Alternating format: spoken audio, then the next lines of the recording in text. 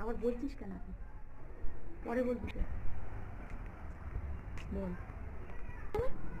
Hello guys, তোমরা কেমন আছো? আমি আশা করি ভালো আছো। আজকে আমাদের বাড়িতে চিকেন রান্না হচ্ছে। আমি তো এই ডিশটা খেতে খুব ভালোবাসি। তোমরা কে কি খেতে ভালোবাসো সবাই কমেন্ট করে জানাও, লাইক শেয়ার করো। টাটা। হয়নি, হচ্ছে না। ওই যে ট্যাপ অ্যান্ড হোল্ড ছিল, ওই স্টপ করো। হচ্ছে না।